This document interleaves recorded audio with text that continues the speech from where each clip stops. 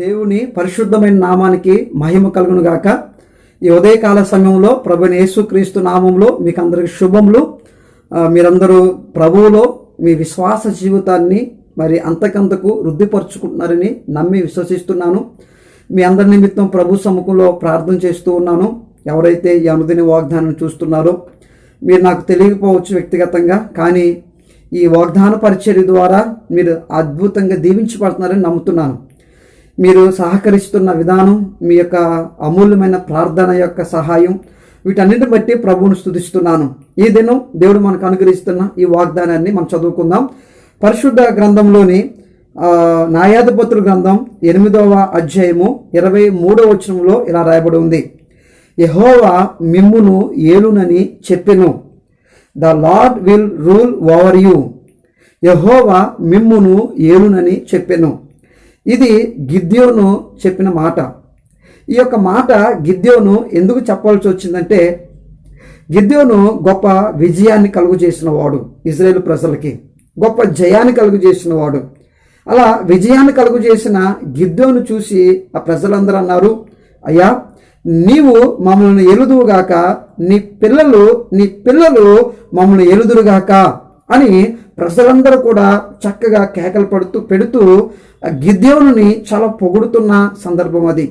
అలాంటి ఆ సమయంలోని గిద్యోను లేదు నేను కాదు, నా పిల్లలు కాదు, యెహోవా మిమ్మల్ని ఏలునుగాక అని చెప్పాడు. ఎంత అద్భుతమైన మాట ఇది.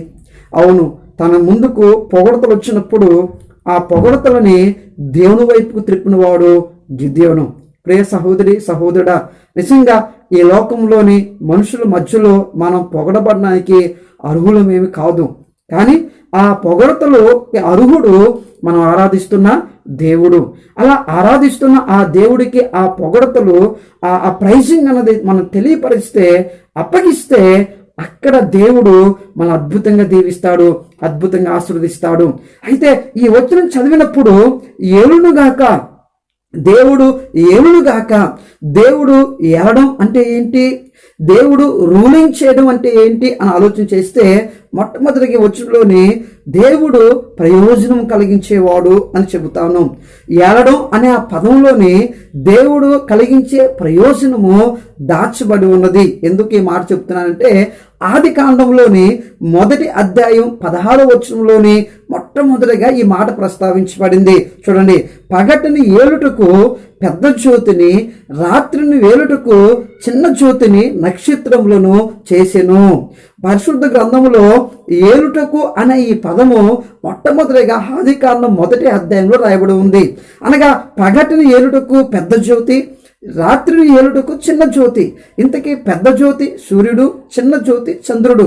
ఈ సూర్యుడు, ఈ చంద్రుడు ఈ ప్రకృతిలోని, ఈ భూమిని, ఈ యొక్క అంతరిక్షంలోని ఏలుతారు అని దేవుడు చెప్పాడు. ఏలడం అంటే ఏంటి, రూలింగ్ చేయడం అంటే ఏంటి అని ఆలోచన చేస్తే, సింహాసనం మీద కూర్చోవడం కాదు, కిరీటాన్ని పెట్టుకోవడం కాదు. నేను అనుకున్న ఆలోచన ఏంటంటే, ఏలడం అనే ఈ పదం వెనకాల భావం ఏంటంటే, ఆ సూర్యుడు, ఆ చంద్రుడు ఉపయోగకరమైనవిగా ఉంటారు. ఎవరికి, ఈ భూమికి, ఈ యొక్క భూమి మీద మనుషులకి, జంతువులకి, వృక్షములకు, ఈ ప్రకృతిలో ఉన్న ప్రతి దానికి ఈ సూర్యుడు, చంద్రుడు ప్రయోజనకరమైన వారిగా ఉంటారు. అనగా ఏలుడి అనే ఆ మాటలోని వారి వలన కలిగే ప్రయోజనాన్ని ఇక్కడ మనం ఆలోచన చేయొచ్చు. అలాగే దేవుడు కూడా మనల్ని ఏలడం అంటే దేవుడు మూలంగా కలిగే ప్రయోజనాన్ని మనం అర్థం చేసుకోవచ్చు. నిజంగా దేవుడు కానీ మనల్ని ఏలితే మన యొక్క జీవితాల్లో చాలా ప్రయోజనం కలుగుతుంది. ఎలాంటి ప్రయోజనం కలుగుతుందో మీకు చెప్తాను. చూడండి, యెషయా గ్రంథం 48వ అధ్యాయము 17వ వచనంలో ఇలా రాయబడి ఉంది. నీకు ప్రయోజనం కలుగునట్లు నీ దేవుడైన యెహోవానగు నేను నీకు ఉపదేశము చేయుదును, నీవు నడవవలసిన త్రోవను నేను నడిపించును. నీకు ప్రయోజనం కలిగినట్లు నీకు నేను ఉపదేశం చేస్తాను, నువ్వు నడవవలసిన త్రోవను నడిపిస్తాను. ప్రియ సహోదరి సహోదరుడా, నీవు నడవవలసిన త్రోవలో నువ్వు ఎలా నడవాలి నీకు అర్థం కాకపోతే, అలా నడిపించే ఆ దేవుడు ఆ నడిచే ఆ త్రోవను నీకు ప్రయోజనకరమైనదిగా చేయబోతున్నాడు. ఒకవేళ ఇప్పటికే నువ్వు నడుస్తున్న ఆ త్రోవలో, ఆ మార్గంలోని నీ యొక్క జీవితంలో ప్రయోజనకరమైన స్థితిని చూడలేక స్థితిగల పడిపోయి ఉన్నావేమో. ఆ యొక్క మార్గంలో, ఆ త్రోవల్లో ఒకవేళ నీ జీవితంలో నువ్వు ఆశించిన స్థాయిలో, ఆశించిన స్థితిలో నీ యొక్క జీవితము నీకు కనపడతలేదేమో. కానీ ఈ ఉదయం దేవుడు వాగ్దానం చేస్తున్నాడు, యెహోవా నిన్ను ఏలుడుగాక, ఆయన ప్రయోజనకరమైన రీతిలో నిన్ను నడిపిస్తాడు, నిన్ను బలపరుస్తాడు, నిన్ను కొనసాగింపజేస్తాడు. ఇది మొదటి ఆలోచన. రెండోదిగా ఆయన ఎలడం అనే ఈ పదము ఇంకేమి మనకి తెలియపరుస్తుంది అని ఆలోచన చేస్తే ఇలా రాయబడి ఉంది. మొదటి సమూయేలు గ్రంథం 14వ అధ్యాయం 47వ వచనంలో రాయబడి ఉంది, సౌలు ఇశ్రాయేలును ఏలుటకు అధికారము నొందిన వాడై సౌలు ఇశ్రాయేలును ఏలుటకు అధికారము నొందిన వాడై. అనగా ఏలడం అనే ఆ పదములో ఒకటి ప్రయోజనం కలిగించడం మాత్రమే కాదు, రెండోది అధికారాన్ని చూపించడం. దేవుడు ఒకవేళ మనల్ని ఏలితే దేవుని యొక్క అధికారం మన మీద పనిచేస్తూ ఉంటది. ఆ అధికారము మన యొక్క జీవితాల్లో చాలా కార్యాలని మన పక్షంగా జరిగిస్తుంది. సౌలు అనే ఆ వ్యక్తిని ఇజ్రాయేలును ఏలటానికి దేవుడు పెట్టాడు. కానీ ఆ సౌలు ఇజ్రాయేలును ఏలే విషయంలో, ఆ అధికారం చూపించే విషయంలో ఫెయిల్యూర్ అయ్యాడు. ఎలాగా అంటారేమో, గొలియాతు అనే వ్యక్తి ఇజ్రాయేల్ సైన్యముకు ముందు నిలబడి, ఇజ్రాయేల్ యొక్క రాజుకు ముందు నిలబడి, ఇజ్రాయేల్ యొక్క ప్రజలకు ముందు నిలబడి, ఒక్కరు రండి నన్ను జయించండి అని మాట్లాడుతూ ఉంటే, ఇజ్రాయేల్ దేశంలో ఒక్క వ్యక్తి కూడా ముందుకెళ్ళలేని పరిస్థితిలో ఉండిపోయాడు. ఆ పరిస్థితిలో సౌలు కూడా తనకున్న అధికారం, తనకున్న సైన్యం, తనకున్న బలము ఏమి ఉపయోగించలేకపోయాడు. అనగా గొలియాతు లాంటి వారు ఒకవేళ మనకు ఎదురైనప్పుడు, మన జీవితంలో ప్రవేశించినప్పుడు, మన ముందుకు వచ్చినప్పుడు దేవుని యొక్క వాక్యం చెబుతుంది, సౌలు లాంటి మనుషులు మనం ఆశ్రయిస్తే మన గొలియాతు ముందు తల ఉంచుకోవలసిందే, సిగ్గుతో పారిపోవలసిందే. కానీ ఆ సౌలు లాంటి వాడు కాదు మన దేవుడు.